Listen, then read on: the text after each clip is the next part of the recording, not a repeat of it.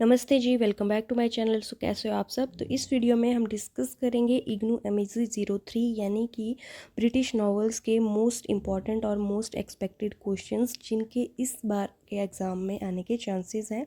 And इस video में मैं आपको तीन चीज़ें बताऊंगी। एक तो हम डिस्कस करेंगे मोस्ट इम्पॉर्टेंट क्वेश्चंस, सेकंड हम जानेंगे आपका क्वेश्चन पेपर जो स्टाइल है या पैटर्न है वो कैसा रहता है, एंड थर्ड मैं वीडियो के एंड में आपको ये भी बताऊंगी कि कौन कौन से आपके मोस्ट इजी और मोस्ट इम्पॉर्टेंट ब्लॉक्स हैं जिनको आपने करके जाना है।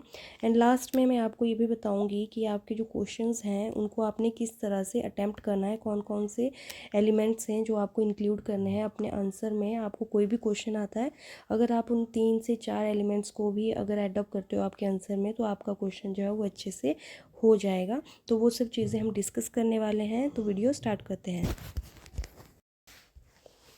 अगर बात करें आपके क्वेश्चन पेपर स्टाइल की, तो मैं आपको बता दूं कि आपको इसमें टोटल 9 क्वेश्चंस पूछे जाते हैं जो कि हर ब्लॉक से होते हैं।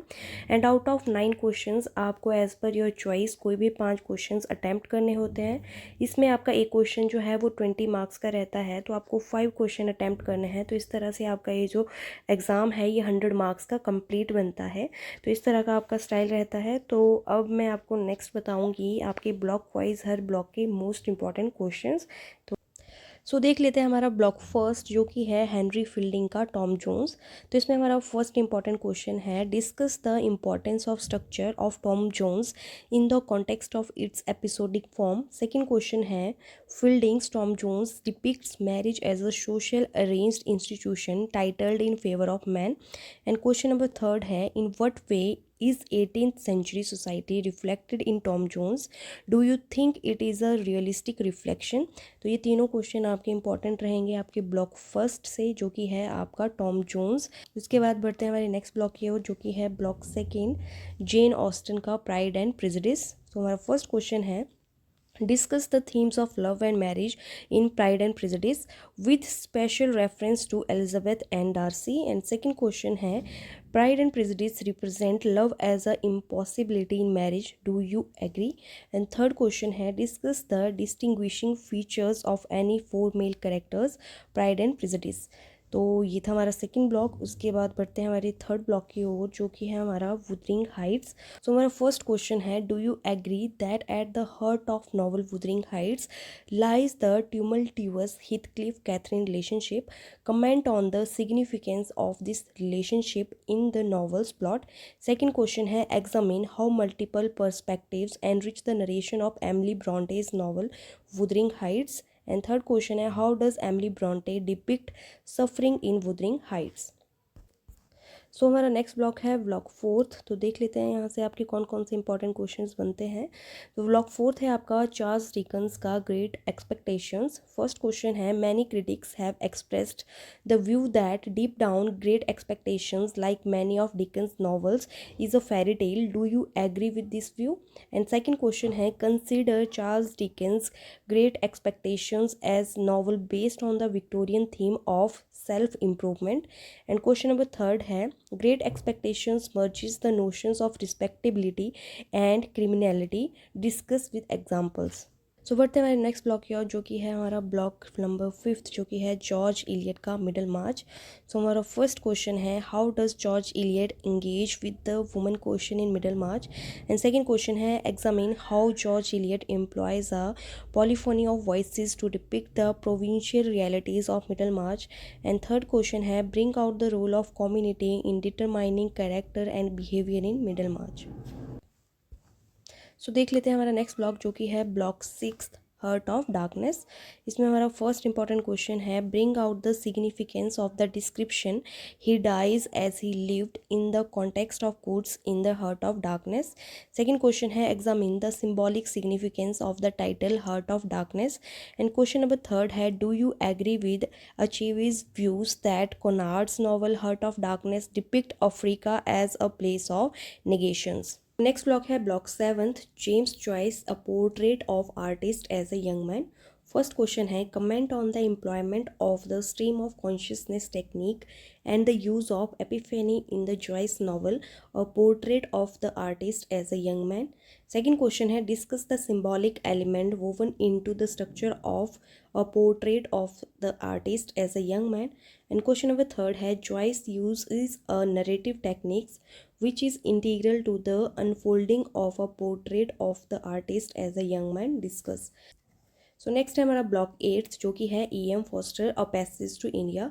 फर्स्ट क्वेश्चन है examine how E.M. Forster engages into issues of class in A passage to India. Second question है examine how E.M. Forster engages with history in A passage to India.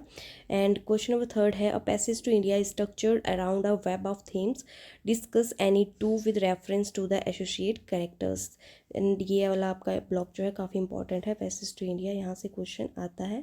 और आप आगे भी कोई एग्ज़ाम दोगे अपना TGT commission, PhD commission, वहाँ पे भी यहाँ से आपके MCQ बनते हैं। लास्ट ब्लॉक है block 9th a Prime of Miss Jean Brodie. First question है examine how Muriel Spark's engages with issue of religious faith in the prime of Miss Jean Brodie। Second question है write a critical essay on Muriel Sparks' narrative technique in the prime of Miss Jean Brodie। And third question है discuss any two characters from the Spark's novel The Prime of Miss Jean Brodie bringing out their ideological differences. तो ये तो थे आपके block wise हर block के most important questions. तो अब मैं नेक्स्ट आपको बता देती हूँ कि आपके कौन कौन से ब्लॉक्स हैं जिनसे आपको क्वेश्चन आएगा ही आएगा। एंड वो ब्लॉक्स आपके इंपॉर्टेंट भी हैं और इजी भी हैं। अगर आपके पास टाइम कम है और आप लिमिटेड सा पढ़ के जाना चाहते हो तो आप इन 5 ब्लॉक्स को अच्छे से करके जाओ, आपका एग्ज़ाम अच्छे से हो जाएगा। सो हमारा फर्स्ट ब्लॉक है जो कि आपको स्किप नहीं करना है, वो है हमारा ब्लॉक फर्स्ट हेनरी फील्डिंग का टॉम जोन्स। सेकंड है आपका ब्लॉक सेकंड जेन ऑस्टन का pride and prejudice. And third है आपका वुदरिंग हाइट। इसके बाद जो आपको नहीं छोड़ना है वो है आपका ब्लॉक 8 E.M. फॉस्टर का a passage to India. And इसके अलावा आप 5th ब्लॉक जो है वो एज़ पर योर चॉइस कर सकते हो। वैसे तो आपका ग्रेट एक्सपेक्टेशन भी अच्छा है एंड हार्ट ऑफ डार्कनेस भी अच्छा है। इन दोनों में से आप कोई भी एक ब्लॉक या कोई भी एक स्टोरी जो आपको ज़्यादा अच्छी लगती है, जिसको आप अच्छे से अंडरस्टैंड कर पा रहे हो, वो आप करके जाना, ठीक है। एंड इसके अलावा जैसे कि मैंने आपको बताया था कि मैं आपको कुछ एलिमेंट्स बताऊंगी कि आपको कोई भी क्वेश्चन आता है तो आपको अपने क्वेश्चन का जब आप आंसर लिखोगे तो आपको ये 5 एलिमेंट्स जो है उसमें इंक्लूड करने हैं। तो वो कौन कौन से हैं? तो बेसिकली आपको कोई भी आंसर लिखना है किसी भी नॉवल का तो आपको ये 5 से 6 चीज़ें जो है आनी चाहिए। फर्स्ट आपको पता होना चाहिए राइटर के बारे में, ठीक है। सेकंड आपको टाइटल डिटेल पता होनी चाहिए। थर्ड आपको समरी पता होनी चाहिए क्योंकि समरी से आपको आपके आंसर का बेस मिलता है। उसके अलावा आपको पता होनी चाहिए कैरेक्टर्स की डिटेल या जिसको हम बोल सकते हैं कैरेक्टर एनालिसिस। एंड नेक्स्ट फिर आपको थीम्स पता होनी चाहिए हर नॉवल की। एंड लास्ट आप अपने आंसर में ऐड कर सकते हो इंपॉर्टेंट कोटेशंस, क्योंकि कोटेशंस भी आपकी इंपॉर्टेंट रहती है। अगर आप अपने आंसर में कोटेशंस लिखते हो तो वो आपका आंसर ज़्यादा अच्छा माना जाता है, आपके अच्छे मार्क्स आने के चांसेस उसमें बढ़ जाते हैं। तो ये थे आपके कुछ एलिमेंट्स जो कि आपको हर नॉवल के बारे में पता होने चाहिए। आपको कैरेक्टर एनालिसिस पता होनी चाहिए। हाँ, आपको एक चीज़ और याद रखना, आपको क्रिटिकल एनालिसिस भी पता होनी चाहिए अपने नॉवल की, ठीक है। तो अगर आप इन 6 से 7 एलिमेंट्स को अच्छे से कवर करते हो तो आपको कोई भी क्वेश्चन पूछे आपको आंसर यही लिखने हैं एंड आपका एग्ज़ाम ये अच्छे से हो जाएगा, क्योंकि बेसिकली यही डिटेल्स आपकी इंपॉर्टेंट होती हैं किसी भी नॉवेल्स की रिगार्डिंग। तो यही थी मेरी आज की वीडियो। आई होप आप लोगों के लिए वीडियो हेल्पफुल रही होगी। एंड अगर आपको वीडियो थोड़ी सी भी हेल्पफुल लगी है तो प्लीज़ वीडियो को लाइक करना, शेयर करना एंड मेरे चैनल को सब्सक्राइब करना। सो मिलते हैं हमारी नेक्स्ट वीडियो में। Till then take care, bye bye.